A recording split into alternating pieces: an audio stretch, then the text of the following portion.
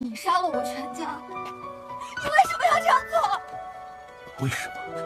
你爹当初害了我萧家10余口人惨被抄家，让我爹流落街头冻渴而死，让我眼睁睁看着我娘被人凌辱头颈而。Circle of Love mengisahkan cerita cinta, benci, dan pembalasan dendam antara Xiao Hongye dan Gumeng. Gumeng merupakan anak perempuan tunggal dari keluarga kaya raya yang jatuh cinta kepada Xiao Hongye. Namun Gumeng tidak tahu jika Xiao Hongye seorang jenderal yang ternyata adalah musuh bebuyutan dari keluarganya. Kisah mereka dimulai ketika Gumeng menemukan keluarganya tewas di tangan Xiao Hongye. Tak lain tunangannya sendiri, pria yang sangat dicintainya. Ternyata Hongye sengaja mendekati Gumeng demi membalas dendam atas penderitaan dan kematian keluarga besarnya.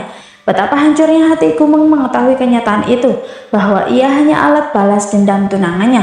Tanpa pikir panjang, ia mengambil tusuk kondenya untuk membunuh tunangannya. Naas, ia justru terjatuh ke dalam sungai. Saat tenggelam antara hidup dan mati, kenangan manis bersama tunangannya terlintas di benaknya.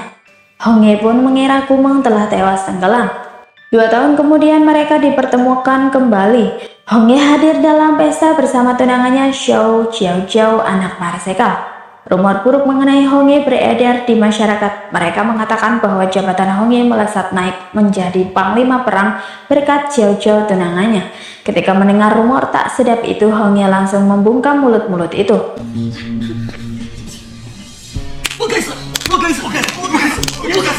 Gumeng yang merasa dikhianati pun akhirnya menyimpan sebuah rasa dendam terhadap pria yang dicintainya itu. Ia berencana untuk melenyapkan mantan tunangannya dengan tangannya sendiri. Ia menyamar sebagai seorang penyanyi di pesta dansa pengangkatan Hongye menjadi panglima perang. Semua tamu menikmati nyanyiannya dengan berdansa. Begitu juga dengan Hongye dan tunangannya. Sedang asyiknya mereka berdansa, tiba-tiba Gumeng yang memakai topeng menyerobot dan berhasil berdansa dengan Hongye.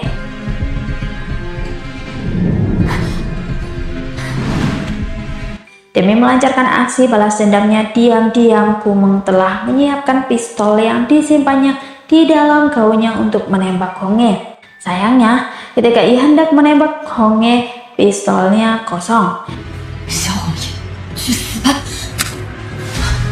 Ternyata Hongye berhasil mengambil peluru yang ada di dalam pistolnya.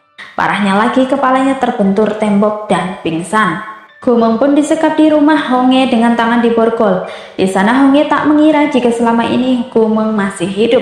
Tak lama kemudian Gumeng terbangun dari pingsannya dengan kondisi bingung dan hilang ingatan. Hongye yakin jika Gumeng hanya berpura-pura hilang ingatan untuk melarikan diri darinya. Setelah memastikan bahwa Gumeng benar-benar hilang ingatan, ia kemudian memanfaatkan kondisi Gumeng untuk menyiksa dan menyakitinya, serta membuatnya menjadi pelayannya yang bernama Rumeng.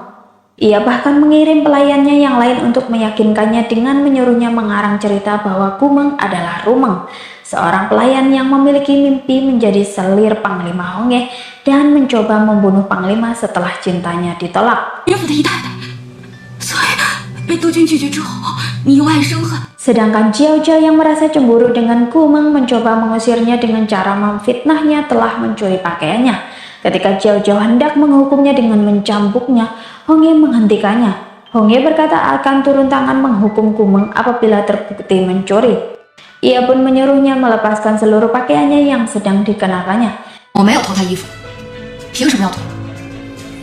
Meskipun Rumeng alias Gumeng hilang ingatan, tapi kebencian terhadap Hongye tetap ada. Kata-kata kasar keluar dari mulut Gumeng. Namun mau tidak mau ia pun menuruti perintah Hongye hingga tato daun mapel di bahunya terpampang nyata. Saat itu Hongye langsung menyuruh Gumeng pergi. Ia teringat perkataan Gumeng saat pertunangan mereka tentang sebuah kejutan yang akan diperlihatkan Gumeng padanya. Tato daun mapel inilah kejutan tersebut. Bagi mereka, daun mapel memiliki makna yang amat penting. Hongye mengucapkan nama keluarganya yang menderita sambil memegang dan meremas daun mapel. Dengan begitu, kebencian terhadap Gumeng semakin besar.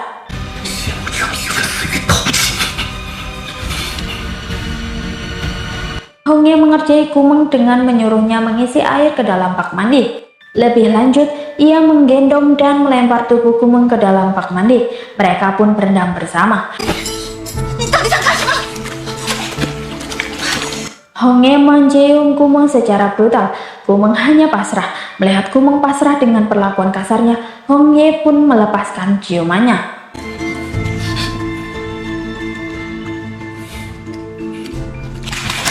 Saat Kumeng hendak pergi, suara Jiao Jiao menghentikan langkahnya. Kumeng langsung berubah menjadi wanita penggoda dengan mencium bibir Hongye. Saat itu Jiao Jiao menghampiri mereka dan melihat mereka sedang berciuman yang membuatnya terbakar api cemburu.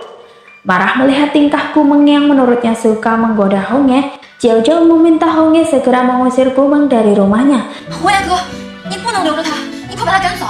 Namun Hongye hanya diam. Hongye malah berkata Kumeng akan menjadi pelayan tidurnya saja.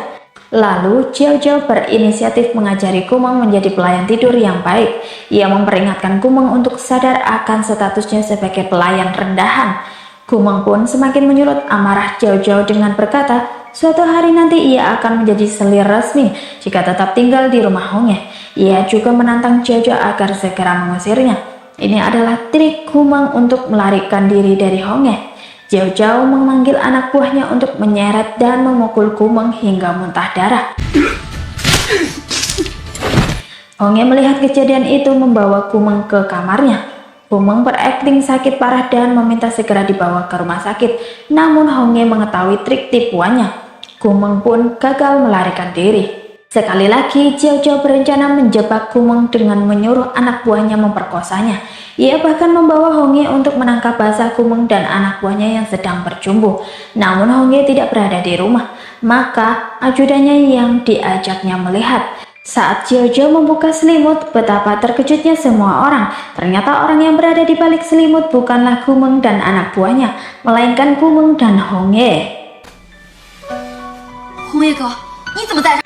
Ternyata Hongye menolong Rumeng saat akan diperkosa. Rumeng dengan sangat yakin berkata bahwa Jiao Jiao pelaku yang telah menjebaknya. Akan tetapi Hongye tidak mempercayai omongannya. Ia pun mengajak Hongye berakting sebagai peran pengganti pria sebelumnya untuk menunjukkan wajah asli tunangannya. Hongye mengikuti Rumeng tanpa banyak bertanya. 不要了，轻一点啊！ Lalu Jiao Jiao dan yang lain masuk ke kamar tersebut untuk menangkap basah Rumeng yang terdengar dari luar sedang bercumbu dengan seorang pria. Namun mereka terkejut ternyata pria itu adalah Panglima. Jiao Jiao tampak kebingungan dengan situasi yang tidak sesuai rencananya. Secara tidak langsung Rumeng seperti mengumumkan kepada semua orang bahwa ia memiliki suatu hubungan spesial dengan Panglima. Malam harinya Jiao Jiao mengantarkan secangkir teh untuk merayu Hongye agar memaafkan perbuatannya yang mencoba memfitnah Rumeng. Ia melakukan hal itu beralasan takut Rumeng merebutnya dan ia berharap Hongye memakluminya. Mereka pun berbaikan. Hongye kemudian memberitahu pesta kejutan ulang tahun rancangannya untuk Jiao Jiao. Jiao Jiao merasa senang karena mendapat perhatian dari Hongye. Hari pesta pun tiba. Jiao Jiao tampak bahagia dan cantik mengenakan gaun berwarna putih glamor. Tamu pesta pun mulai berdatangan, begitu juga dengan ayah Jiao Jiao. Ia datang bersama para ajudannya. Begitu masuk ia langsung menggoda Rumeng yang tengah bekerja melayani para tamu. 大少，请自重。 Rumeng yang merasa tak terima atas perlakuan buruk dari Marsekal menuntut permintaan maaf darinya. Mereka berdebat, untungnya perdebatan itu berhasil dihentikan oleh seorang pria bernama Zhou Zichen. Tak lain adalah kakak angkat Jiao Jiao. Zichen menyadarkan ayah angkatnya agar segera berhenti menggoda seorang pelayan di pesta ulang tahun Jiao Jiao karena hal itu akan mengundang perhatian para tamu. Rumeng berterima kasih atas bantuan dari Zichen. Mereka berdua pun saling berkenalan. 我还没请教先生尊姓大名。我姓周，周子辰。 Di lain sisi, Jiao Jiao mendapat hadiah ulang tahun dari ayahnya berupa sebuah pistol yang hanya satu di kota Luo. Ia menggunakan pistol itu untuk merundung Rumeng. Sebuah apel diletakkan di atas kepala Rumeng yang nantinya akan menjadi target tembaknya. Zichen mencoba menghentikan permainan Jiao Jiao karena sangat berbahaya, namun tidak berhasil. Sedangkan Hongye membantu Jiao Jiao cara menembak agar tembakannya tepat sasaran ke apel tersebut. Keadaan menjadi hening dan tegang saat tembakan dilepaskan, dan tembakan Jiao Jiao tepat sasaran berkat Hongye. Badan Rumeng seketika lemas tak bertenaga sekaligus lega sebab nyawanya terselamatkan. Tiba-tiba sekumpulan orang bersenjata menembaki tempat pesta. Pesta menjadi kacau. Orang-orang berlarian menyelamatkan diri mereka masing-masing. Namun Rumeng terkena tembakan demi menyelamatkan Hongye. Syukurnya Rumeng selamat dari maut. Tembakan itu tidak mengenai organ vitalnya. Hongye merawatnya. Ia bahkan memberi obat kepada Rumeng yang tak berdaya menggunakan mulutnya, jadi mereka seperti perciuman.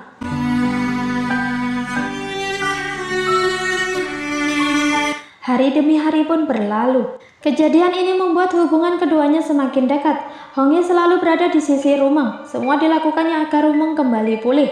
Ia bahkan menaikkan status Rumeng menjadi pelayan pribadinya. Tentunya Rumeng mendapatkan fasilitas lebih baik dari seorang pelayan biasa. Xiao Zhao merasa cemburu dengan kedekatan mereka berdua. Ia menghampiri Rumeng yang sedang duduk sendiri. Ia menarik tangan Rumeng dengan kasar. Hongye datang dan melihat perbuatannya. Rumeng kemudian membalas perlakuan kasarnya dengan berpura-pura kedinginan dan meminta mantel bulu yang dikenakan oleh Xiao Zhao. 虎皮大肠应该很暖和吧？ Hongye yang berhutang nyawa kepada Rumeng kemudian memaksa Xiao Zhao melepaskan mantelnya untuk diberikan kepada Rumeng. Xiao Zhao memberikan mantelnya dengan wajah kesal, lalu ia meninggalkan mereka berdua. Sementara itu ajudan Cheng datang mengganggu waktu romantis Hongye dan Rumeng. Ia melaporkan penyelidikannya mengenai pelaku insiden penembakan di pesta ulang tahun. Hongye menyuruhnya segera menangkapnya dan ia juga menyuruh ajudannya mencari informasi mengenai Rumeng selama 2 tahun terakhir. Malam harinya seorang pria menyelinap masuk ke kamar Rumeng untuk menyiram wajahnya dengan zat berbahaya. Laki-laki Dewi Keberuntungan berada di pihak Rumeng. Hongye menyelamatkannya kembali. Ia memohon ampun kepada Hongye, tapi Hongye masa bodoh terhadapnya. Ia kemudian meminta pertolongan kepada Xiao Zhao. Xiao Zhao juga lepas tangan tidak mau membantunya. Hingga pada akhirnya pria tersebut membuka kejahatan Xiao Zhao yang merupakan dalang yang menyuruhnya melakukan pemerkosaan dan penyiraman. Sebagai imbalannya, Xiao Zhao akan melunasi utang judinya. 只要毁了如梦的容，你就帮我还清赌债。哎呦，上次也是你让我叫人去玷污如梦。 Xiao Zhao tak bisa mengelaknya. Ia mengakui semua perbuatannya tanpa ada rasa bersalah sedikit pun. Hongye yang murka kemudian mengusirnya dari rumahnya. Sebelum pergi, Xiao Zhao mengancam suatu hari akan membalas perlakuan buruk Hongye yang telah mengusirnya secara tidak hormat. 因为一个丫鬟赶我走，我告诉你，我不会放过她的。 Sementara itu, Rumeng menjelaskan alasan dirinya menyelamatkan Hongye dari tembakan. Ia melakukannya semata-mata merasa berhutang budi karena Hongye selalu menolongnya saat ia dalam bahaya, seperti menyelamatkannya saat akan diperkosa dan dari target tembakan Xiao Zhao. Jadi menurutnya tidak perlu sampai mengusir Xiao Zhao demi dirinya yang nantinya justru akan membuat Marsekal murka. Akan tetapi ucapannya tidak mampu untuk merubah keputusan Hongye. Keesokan paginya Zichen menemui Rumeng untuk meminta maaf mewakili adik angkatnya. Rumeng mengatakan akan memaafkannya apabila Xiao Zhao datang langsung menemuinya. Sebagai kakak, Zichen merasa bertanggung jawab atas tindakan adik angkatnya. Maka dari itu ia merasa harus meminta maaf. Lalu ia memberikan sebuah pulpen kepada Rumeng sebagai tanda permintaan maaf dan teman. 是朋友，那周先生以后叫我如梦便是。你还我此陈便。 Kemudian datanglah Hongye dan anak buahnya yang berhasil menangkap sekumpulan orang yang mencurigakan. Zichen sangat menyayangkan penindasan yang dilakukan oleh Hongye kepada orang lemah. Yang ia takutkan ada wartawan yang melihatnya melakukan penindasan tersebut. Ia juga berkata Hongye kejam dan bertindak sesuka hatinya. Salah satu pria yang ditangkap memberontak berteriak bahwa ia tidak bersalah dan Panglima telah menangkap orang tanpa bukti. 小龙爷，你没有证据就乱抓人，你简直欺人太甚！ Rumeng melihat pria itu dan sepertinya mengenalinya. Ia lalu mengingatnya. Pria itu adalah pelayan yang membantu dirinya pada saat menjadi target penembakan Xiao Zhao. Rumeng bertanya apa yang sedang terjadi. Namun Hongye tidak menjawab pertanyaan Rumeng. Ia langsung membuang mantel milik Zichen yang dipakaikan kepada Rumeng dan diganti dengan mantelnya. Ia tidak suka dengan kehadiran Zichen di rumahnya, apalagi mendekati rumah pelayan pribadinya. Zichen hanya ingin Hongye segera menemui Xiao Zhao yang bersedih, dan juga menemui Marsekal yang murka melihat anak perempuannya menangis karena Hongye. 再怎么样好生劝导便是，大帅看见娇娇哭了一夜，心疼的不行，发了好大一通。 Hongye tak menghiraukan perkataan Zichen yang menurutnya tak penting. Malam harinya, Rumeng memberikan camilan untuk Hongye dan mengembalikan mantelnya. Ia meminta Hongye untuk meredakan amarahnya. Ia juga mencari informasi alasan sekumpulan orang itu ditangkap. Namun, Hongye merasa tidak berkewajiban melapor pada Rumeng yang statusnya hanya seorang pelayan tak lebih. Rumeng membalas perkataan Hongye dengan mengatakan Hongye tidak berhak bertanya tentang kedekatannya dengan seseorang. Pagi harinya, Rumeng pergi menemui Zichen di sebuah apotek. Dengan menunjukkan pulpen pemberian Zichen, Rumeng langsung diperbolehkan masuk oleh penjaga apotek. Zichen sedang bersama dengan seorang ibu yang mengaku ibu dari pelayan yang ditangkap Hongye. Ibu itu menangis dan memohon sampai berlutut agar Rumeng mengabulkan permintaannya untuk membantunya memberikan makanan kesukaan anaknya untuk terakhir kalinya sebelum dihukum mati. Merasa kasihan, Rumeng pun mengabulkan permintaannya. 罢了罢了，我去帮你送饭就是。 Singkat cerita, Rumeng berhasil masuk ke dalam penjara setelah melewati pemeriksaan dari petugas. Ia membawakan makanan yang diberikan oleh ibu itu untuk anaknya. Pelayan itu merasa bersyukur ada orang baik yang membantunya agar bisa menikmati makanan kesukaannya untuk terakhir kalinya. Ia ingin Rumeng menyampaikan pesan terakhirnya untuk sang ibu. Rumeng diminta untuk mendekatkan telinganya agar ia dapat membisikkan sesuatu. Saat Rumeng sudah siap mendengarkan, pelayan itu justru menjedotkan kepala Rumeng menggunakan kepalanya yang membuat Rumeng tersentak kaget. Pelayan itu kemudian menjadikan dirinya sebagai sandera untuk keluar dari rumah Hongye. Rumeng bertanya tentang identitas pelayan yang menyanderanya. Ajudan Cheng menjelaskan bahwa ia salah satu pelaku penembakan Panglima di pesta ulang tahun yang sedang menyamar. Rumeng merasa telah dibodohi.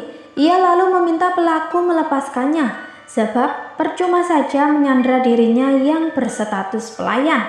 我不过是一个丫鬟，堂堂的督军大人。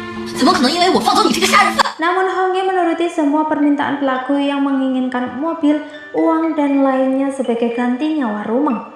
Ini hanya trik agar pelaku lengah. Hongye memberikan sebuah sinyal kepada Rumeng untuk bersiap.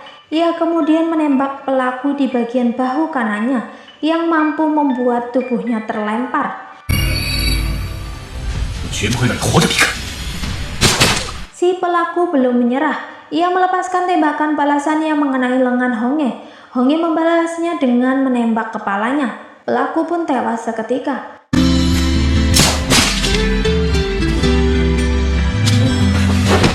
Rumeng cemas melihat luka tembak pada lengan Hongye. Ia mengobati luka itu sekaligus memberikan obat ramuan agar luka Hongye cepat sembuh. Namun Hongye menolaknya beralasan akan meminumnya setelah dingin. Rumeng meledeknya dengan berkata takut minum obat karena rasanya pahit. Lalu ia memasukkan obat ramuan itu ke dalam mulutnya dan meminumkannya ke mulut Hongye. Hal yang sama seperti yang Hongye lakukan pada Rumeng. Adegan berlanjut hingga mereka berciuman dengan mesra. Aksi Hongye berhenti ketika roh ibunya muncul dan menyebutnya sebagai anak durhaka yang jatuh cinta kepada anak dari musuh keluarga mereka. 一刻都不敢忘。那人间怎会爱上仇人之女？ 我没有。 Ternyata adegan tersebut hanyalah mimpi buruk belaka yang akhirnya membuatnya tersadar bahwa ia harus mengubur cintanya untuk Rumeng.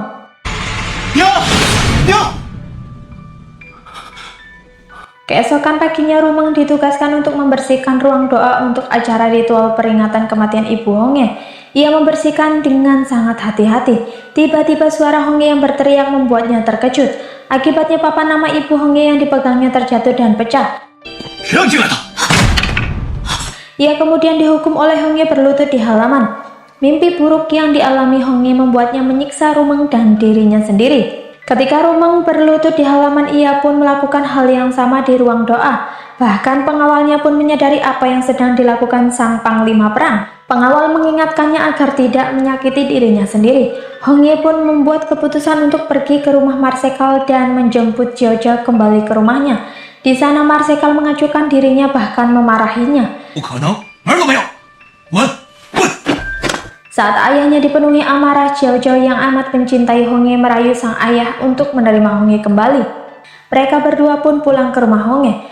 Jiao Jiao amat bahagia ketika melihat Rumeng disiksa. Ia kemudian mengumumkan pernikahannya dengan Hongye di depan semua pelayan termasuk Rumeng. 3号，我将跟红叶哥在都军府举办大婚，从现在开始，我就是都。 Sedangkan Hongye menahan perasaannya dengan mengalihkan pandangannya dari Rumeng. Hingga larut malam dan turun salju, Rumeng masih berlutut dengan tubuh lemas kedinginan.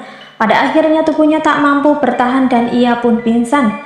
Saat itu Zichen tepat waktu datang dan menggendongnya menuju kamarnya. Tidak hanya itu, Zichen juga menemani dan merawatnya. Hal ini membuat Hongye cemburu. Hongye masuk ke dalam kamar Rumeng untuk melihat kondisinya. Rumeng terbangun menyadari akan kehadirannya. Dalam keadaan lemas, Rumeng meminta maaf atas kejadian pecahnya papan nama kemarin. Ia juga mengingatkan agar Hongye tidak berlarut-larut meratapi kepergian ibunya. Meskipun memendam patah hati, Rumeng tak lupa mendoakan akan kebahagiaan Hongye dan Jiao Jiao. Hongye semakin cemburu melihat perlakuan manis dan kedekatan Zichen dengan Rumeng.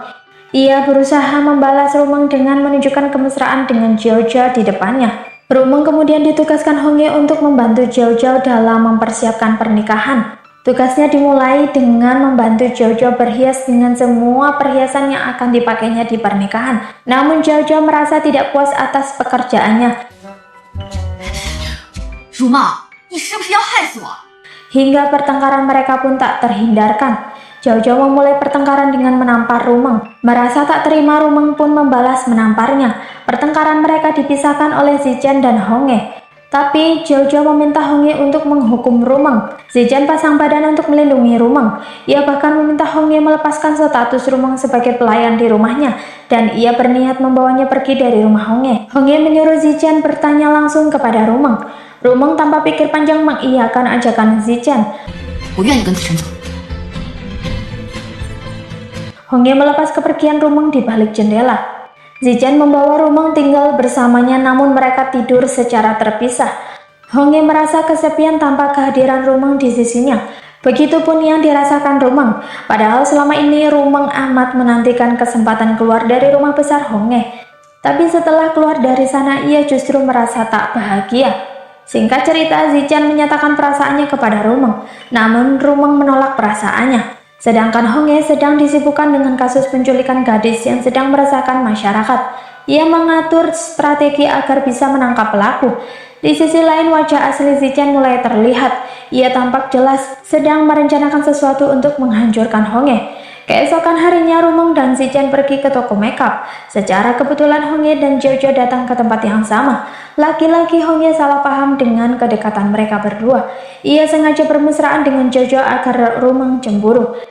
如梦， 爸爸， 你觉得我给我未婚妻抹的口红， Rumeng dan Zichen pergi setelah membeli barang yang dibutuhkan. Mereka berniat makan semangkuk sup pangsit.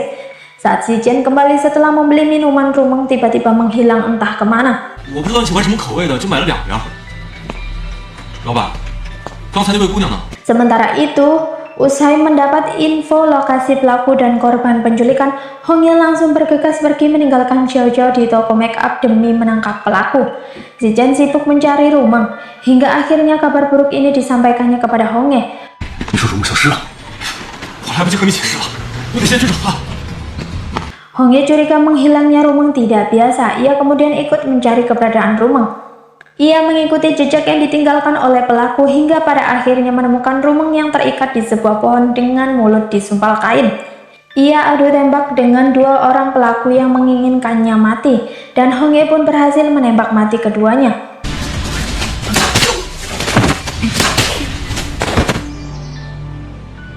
Namun sebelumnya pelaku telah menaruh ranjau di bawah kaki Rumeng sehingga Hongye harus berkorban menggantikan posisi Rumeng agar Rumeng bebas. Rumeng menolak pergi, ia bertekad akan ikut mati bersamanya. Lalu Hongye memerintahkan Rumeng untuk menyeret tubuh pelaku sebagai penggantinya. Setelah tubuh itu diletakkan, Hongye meminta Rumeng menjauh dan ia pun melompat.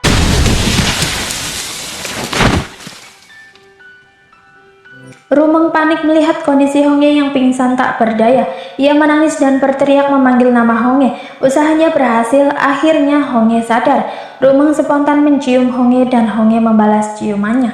Hongye berdoa memohon ampun kepada mendiang orang tuanya karena telah mencintai anak musuh. Ia berharap mereka mengerti perasaannya dan merestui hubungannya dengan Rumeng. Keesokan harinya Jiao Jiao mengunjungi rumah Hongye dengan membawa barang untuk pernikahan. Namun Hongye justru membatalkan pernikahan mereka tanpa menjelaskan alasannya. Tapi Jiao Jiao bisa menebaknya bahwa Rumeng penyebab pembatalan pernikahan tersebut. 不会跟你结婚的。 是不是又是如梦这个小贱人搞的鬼？ Kini Rumeng kembali tinggal di rumah Hongye setelah kejadian penculikan sebelumnya. Ia menikmati segala fasilitas layaknya seorang istri panglima perang. Hongye begitu sayang padanya, apapun yang diinginkannya selalu dikabulkan. Di tengah kemesraan mereka, Marsekal dan Jiao Jiao mendatangi Hongye dengan murka. Marsekal menginginkan Hongye tetap menikahi anaknya dan segera membunuh Rumeng. Jika keinginannya tidak dikabulkan, ia mengancam akan membunuh semua orang. Tapi Hongye tidak takut akan ancamannya. Ia berkata dengan percaya diri bahwa ia hanya akan menikah dengan Rumeng saja. 我萧红叶，此生非如梦不娶。 Saat pistol diarahkan ke tubuh Rumeng atas permintaan Jiao Jiao yang menginginkan Rumeng mati, Hongye segera menahannya. Ia membisikkan sesuatu ke telinga Marsekal yang membuatnya bungkam. Pertengkaran mereka pun selesai. 你快杀了这个贱人！ Malam harinya Hongye dan Rumeng menikmati waktu indah bersama. Mereka saling mengungkapkan perasaan masing-masing dan berakhir di ranjang.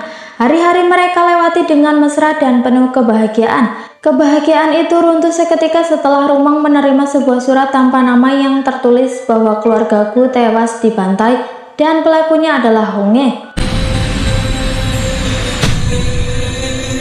Dari situlah ia tahu identitas dirinya yang sebenarnya. Namun ia bersikap seperti biasa, berpura-pura tidak tahu apapun. Ia terus mengorek informasi masa lalu dirinya dari Hongye yang mabuk, namun tidak menghasilkan apapun. 今日找我是喝酒，还是忆往昔？ Esok paginya, Hongye terbangun mendapati Rumeng tidak berada di rumah. Ia menyuruh pengawalnya mencari keberadaan Rumeng. Seseorang melihat Rumeng masuk ke dalam mobil Marsekal. Mengetahui hal ini, bersama pengawalnya Hongye langsung mendatangi rumah Marsekal. Mereka menggeledah di setiap sudut rumah namun tidak menemukan Rumeng. Jiao Jiao bingung dengan Hongye yang tiba-tiba menerobos masuk ke dalam rumahnya dengan sikap begitu dingin padanya. Hongye salah paham mengira keluarga Jiao Jiao telah menculik Rumeng. Ia kemudian mengancam Jiao Jiao untuk segera menyerahkan Rumeng. Sedangkan Jiao Jiao yang tidak tahu apapun merasa bingung. 那有人看见他上了大顺房车，把他交出来。 你敢杀我？ Akhirnya kesalahpahaman mereka terpecahkan setelah Jiao Jiao mengungkapkan bahwa mobil ayahnya dipinjam oleh Zichen, kakak angkatnya. Rumeng sedang berada di rumah Zichen secara sukarela. Zichen menjelaskan peristiwa pembantaian keluargaku secara detail dan pelaku pembantaian tersebut adalah Hongye. Akibat peristiwa itu semua keluargaku musnah tak bersisa. Lalu Rumeng menunjukkan potret dirinya yang ia peroleh sebelumnya. 和的一个大家族，30多口人，竟然惨遭。 Tak lama kemudian pelayan Zichen melaporkan bahwa Hongye bersama ajudannya telah menerobos masuk secara paksa. Rumeng meminta Zichen membantunya untuk mencari sebuah kebenaran dari mulut Hongye. Ia pun bersembunyi di balik tirai menguping percakapan Zichen dan Hongye. Zichen mulai memprovokasi Hongye dengan mengatakan bahwa Hongye seorang panglima yang berlumuran darah di tangannya. Melakukan pembantaian kepada keluargaku demi naik jabatan secara kilat. Hongye membalas perkataan Zichen dengan berkata bahwa mereka berdua melakukan taktik yang tidak jauh berbeda dalam mendapatkan sesuatu. 顾家灭门案不是你做的，你没有踩着顾家人的血肉上位。 Rumeng sangat terpukul, ia pingsan setelah mendengar ucapan Hongye. Beberapa saat kemudian seorang dokter memeriksa kondisi Rumeng. Dokter menjelaskan tubuh Rumeng lemah dan harus banyak makan makanan yang bergizi agar janin di perutnya sehat. Rumeng tersadar dan terkejut dengan pernyataan dari dokter yang menyatakan dirinya hamil. 我怀孕了。 你醒了，我去开个单子。 Tiba-tiba Hongye datang mengamuk, mencengkeram leher Zichen. Hongye selama ini mengirim seseorang untuk mengawasi gerak-gerik Zichen, dan seperti dugaannya Zichen telah menyembunyikan Rumeng darinya. Dia kemudian mengusir Zichen dari hadapannya dan Zichen tidak boleh mendekati Rumeng lagi. 怎么样？但凡他出现在如梦3尺以内的地方，不用我的命令，直接开枪。 Hongye sangat khawatir dengan keadaan Rumeng. Namun Rumeng sangat sensitif, tidak ingin disentuh, bahkan menatapnya pun tidak mau. Rumeng bahkan tidak mengatakan tentang kehamilannya. Ketika Hongye bertemu dokter untuk meminta resep obat, dokter memberinya surat pernyataan bahwa Rumeng sedang hamil.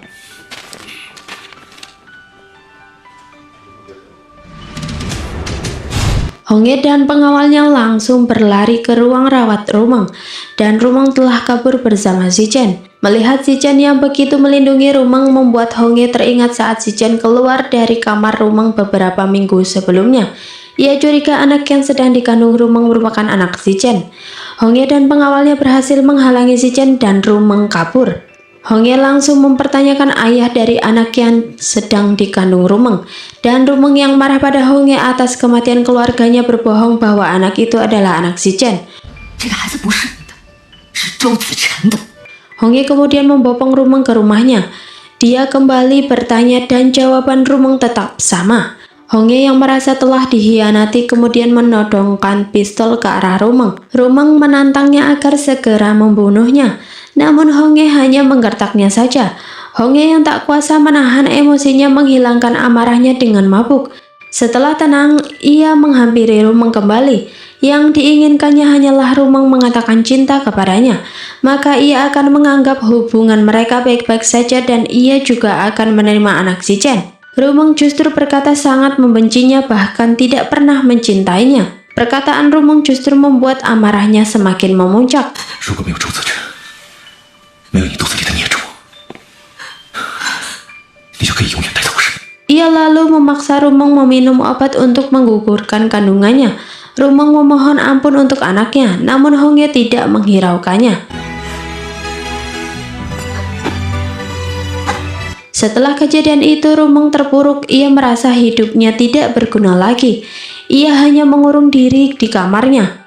Hongye berusaha menghiburnya dengan memberikan banyak hadiah. 还有夕阳的望远镜，平时没事你可以看看星星，还有最新的唱片，好吃好玩的都有。你想？ Ia juga membujuk dan meminta maaf atas kesalahannya yang membuat tubuh Rumeng lemah tak berdaya akibat obat yang ia berikan. Namun Rumeng mengusirnya. Singkat cerita, setelah menerima surat dari Zichen keesokan harinya, Rumeng kabur bersama Zichen. Namun rencana mereka gagal karena Hongye memerintahkan untuk menutup jalan di seluruh kota. Keduanya kemudian dibawa ke rumah Hongye. Di sana Zichen dihajar oleh Hongye karena berusaha mencuri Rumeng darinya.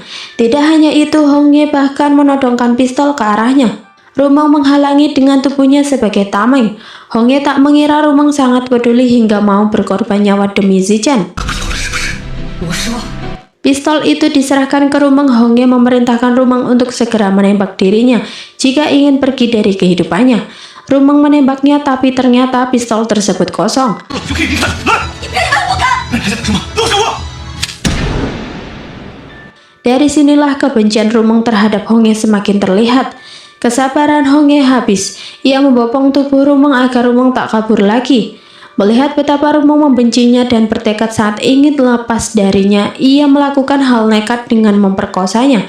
Pada akhirnya Rumeng mengungkapkan tentang masa lalu keluarganya yang telah dibunuh oleh Hongye. Hongye terdiam menghentikan apa yang sedang dilakukannya. Lebih lanjut, Rumeng berkata Hongye tidak hanya membunuh semua keluarganya. Anak Hongye yang sedang dikandungnya pun dibunuh oleh Hongye sendiri. Hongye semakin terkejut setelah mengetahui bahwa ia telah membunuh anaknya sendiri. Rumeng tak mampu bertahan lagi setelah disakiti oleh Hongye berkali-kali.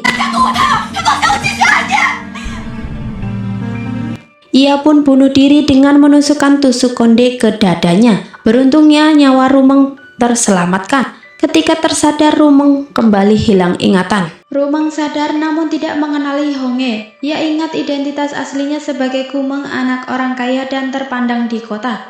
Ingatan Gumeng mundur ke masa sebelum seluruh keluarganya terbunuh. Saat itu ia belum bertemu Hongye. 根本就不认识你，我不可能跟你结婚，我还在上学呢。 Hongye mengatakan bahwa mereka sepasang suami istri. Gumeng tidak mempercayai perkataannya karena ayah dan pelayannya tidak bersamanya. Ia berusaha meyakinkan Gumeng dengan berbohong bahwa ayahnya sedang dalam perjalanan bisnis dengan pelayannya Dong. Bahkan ia berkata tato daun mapel di bahu Gumeng adalah bukti bahwa mereka suami istri. 身上有一片红印，是你为我刺的。 Di lain sisi, Hongye sedih dengan kondisi Gumeng yang tak mengingat dirinya akibat perbuatannya. Ia menyesali semuanya. Di kesempatan kedua ini ia berjanji di depan papan nama anak mereka akan melindungi dan memperlakukan Gumeng lebih baik lagi. 后猕两周全，你一定要相信我。 Gumeng kembali ke rumah Honge. Malam harinya Honge berusaha mendekati Gumeng yang tampak waspada kepadanya. Mereka tidur di ruangan yang sama, namun Honge tidur di lantai sedangkan Gumeng di ranjang. Mereka pun pergi berbelanja keesokan harinya. Mereka ditemukan oleh Dong yang terkejut melihat majikannya masih hidup akan tetapi sedang bersama si pembunuh Honge. 江小姐，她还活着，她怎么跟那个杀人凶手在一起？ Dong diam-diam mengintip mereka. Aksinya yang akan mendekati Gumeng dihentikan oleh pengawal Honge yang langsung membawanya pergi sebelum Gumeng keluar dari kamar ganti. 你竟然还活着！ Honge dan Gumeng menghabiskan hari yang indah bersama. Honge mengatur pertunjukan kembang api untuknya. Betapa bahagianya mereka. Namun di tengah kegembiraan mereka seseorang menyerang Honge dan membuat lengannya terluka. Gumeng terkejut dan mereka segera pulang untuk mengobati luka tersebut. Honge memanfaatkan situasi ini agar mereka bisa tidur seranjang. Gumeng yang tak tega melihat kondisi Honge menyetujui permintaannya. Akan tetapi, Gumeng meletakkan sebuah pembatas berupa lonceng kecil di antara mereka. Jadi ketika Honge mendekatinya, lonceng itu akan berbunyi. 您先休息，我去洗澡了。 Sementara itu, Honge menemui Dong. Kebencian Dong pada Honge amat terlihat sebab Honge adalah pembunuh keluargaku. Dong mengungkapkan bahwa ia melihat Honge meledakkan dan membakar rumah keluargaku. Namun Dong mengaku tidak melihat dengan jelas wajah pria tersebut. Yang jelas pria itu mengenakan setelan jas pengantin seperti yang dikenakan Honge kala itu. 虽然没有看清楚你的脸，但是我清清楚楚的看到你穿着新郎服，不是，还能是谁？ 2 tahun lalu Honge bersama pengawalnya mengatur bahan peledak untuk balas dendam pada keluargaku. Honge berubah pikiran di saat terakhir. Ia memerintahkan pengawalnya untuk menyingkirkan bom tersebut, akan tetapi sudah terlambat. Seseorang telah memicunya. 这不对啊！离我设定的时间还没到。 Perkataan Dong memecahkan kejanggalan peristiwa tersebut yang selama ini Honge telah dituduh membunuh, padahal orang lainlah yang meledakkan bom tersebut. Dong kini menjadi saksi kunci yang harus dilindungi karena dia yang melihat pelaku. 但只有东儿见过那个人，他是我们唯一的线索。 Gumeng mendengar percakapan Honge dan pengawalnya tentang insiden penyerangan kemarin yang membuat Honge terluka. Rupanya penyerangan itu adalah bagian dari rencana Honge agar Gumeng lebih dekat dengannya. Honge memberi penjelasan bahwa ia terpaksa melakukan hal itu karena tak mau kehilangannya. Namun Gumeng tetap kesal karena Honge menggunakan trik kebohongan yang begitu pengecut padanya. Ia pun memutuskan tidur di kamar tamu. 夫妻之间最重要的不是信任吗？爱难道是要靠欺骗跟谎言来维系的吗？ Kilat menggelegar. Hal ini membuat Gumeng takut. Masa lalu yang menakutkan terlintas di benaknya. Honge pergi ke kamar Gumeng yang saat itu sedang ketakutan, sehingga mereka pun berbaikan. 别怕，我不会走的。 Esok paginya, Cheng Ming melaporkan bahwa Dong memiliki sketsa pelaku yang meledakkan bom. Meskipun tidak ada gambar wajahnya, tapi si pelaku memakai cincin khusus. Honge mengatakan bahwa cincin itu tampak tak asing. 这个戒指，我好像在哪儿见过。 Sementara itu di tempat lain seorang pria misterius mengunjungi Dong. Pria itu memakai cincin yang sama dengan si pelaku. Ternyata pelaku itu adalah Zijan. Leher Dong kemudian digorok olehnya. 这你？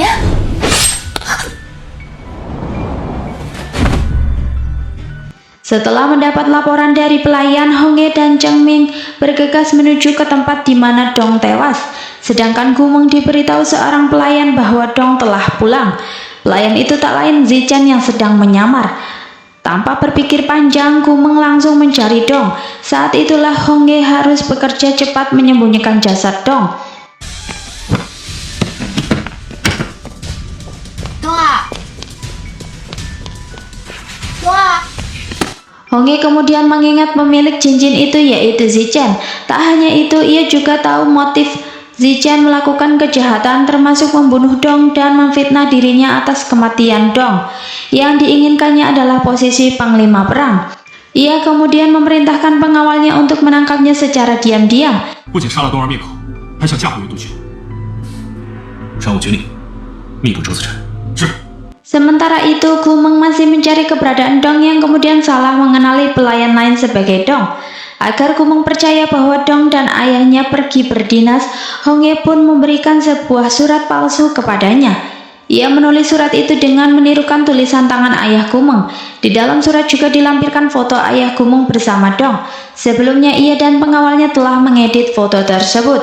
Pada akhirnya Gumeng mempercayainya dan membuka hati untuk menerima dirinya. Mereka kemudian saling merayu dan tergoda, akan tetapi di saat-saat terakhir Hongye melepaskan ciumannya. Ia ingin menjalin hubungan secara perlahan dengan menikmati kebersamaan mereka di setiap momennya. Namun Gumeng malah salah paham mengira Hongye menolak bercinta karena memiliki masalah dengan kejantanannya. Hongye menertawakan kesalahpahaman Gumeng. 没想到你对我竟然有这种误会，今晚就让你知道我的厉害。 Ia kemudian membawa Gumeng ke dalam mobil dan mereka pun bercinta. Singkat cerita, Jiao Jiao datang berkunjung untuk menemui Hongye, namun Gumeng tidak mengizinkannya masuk. Jiao Jiao marah mengingat cintanya telah direbut oleh Gumeng. Ia kemudian mengeluarkan pisau dan berniat menikamnya. Gumeng berhasil menghindar, namun tubuhnya terjatuh dan kepalanya terbentur di tepi jalan. 我杀了你，红叶哥自然就是我的了。 Hongye menghentikan aksi Jiao Jiao dan memperingatkannya bahwa jika sesuatu terjadi pada Gumeng, maka Jiao Jiao akan merasakan akibatnya. Dalam keadaan pingsan, Gumeng bermimpi tentang segala kepahitan hidupnya. Benturan itu kemudian mengembalikan ingatannya secara utuh. 这个世界上最幸福的女人，是你杀了我全家，你为什么要这样做？ 苏科长，崔义军背叛我！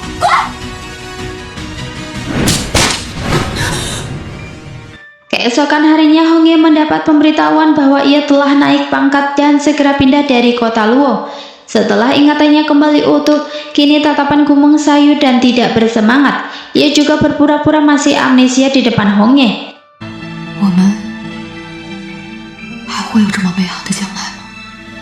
子辰，我答应你，会比这个更好。 Sementara itu, Marsekal dan Jiao Jiao datang ke rumah Hongye untuk memberi ucapan selamat dan permintaan maaf atas perilaku Jiao Jiao sebelumnya. 以后我一定对他严加看管。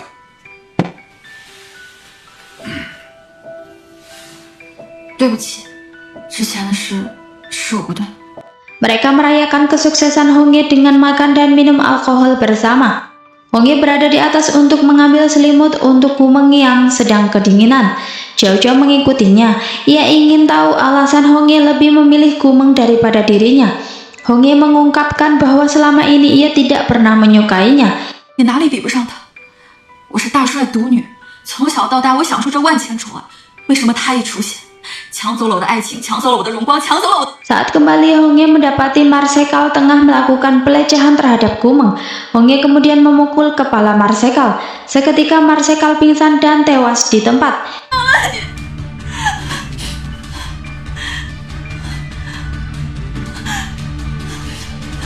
小红叶，你为什么杀我？ Saat itulah Zichen muncul bersama tentaranya. Ia menuduh Hongye telah membunuh Marsekal. Hongye mencoba kabur bersama Gumeng, akan tetapi Gumeng tersandung. Mereka berdua pun terpisah.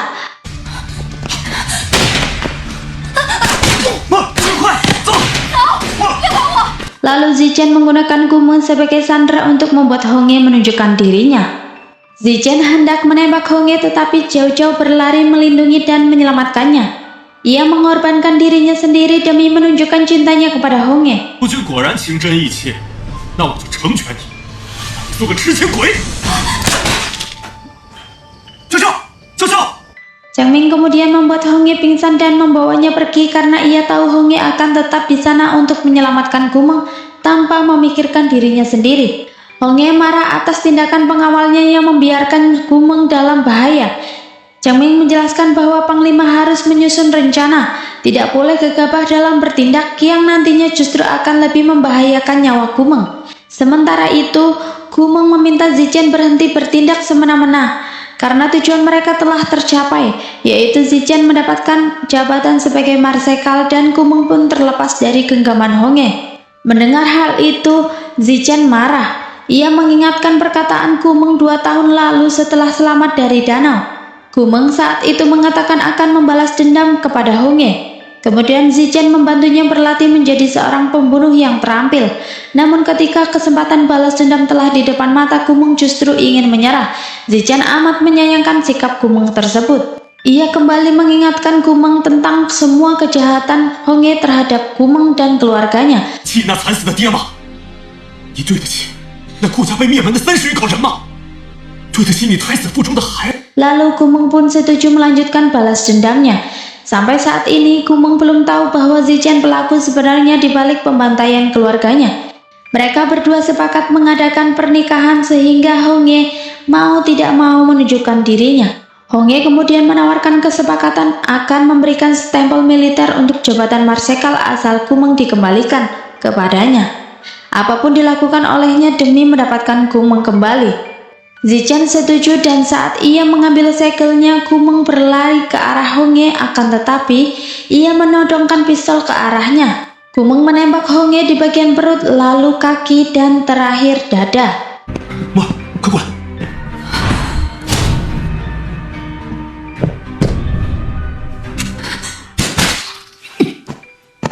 Kemudian Gumeng menembakkan kepalanya sendiri dan tewas seketika. Zichen kemudian berlari ke arah Gumeng dan patah hati saat mengetahui bahwa Gumeng lebih baik mati daripada hidup bersamanya. Dalam kemarahannya, ia hendak menembak Honge yang masih hidup. Namun Honge berhasil mendapatkan pistol Gumeng sehingga ia menembak Zichen yang juga tewas. Ketiganya pun tewas mengenaskan. 送你一程。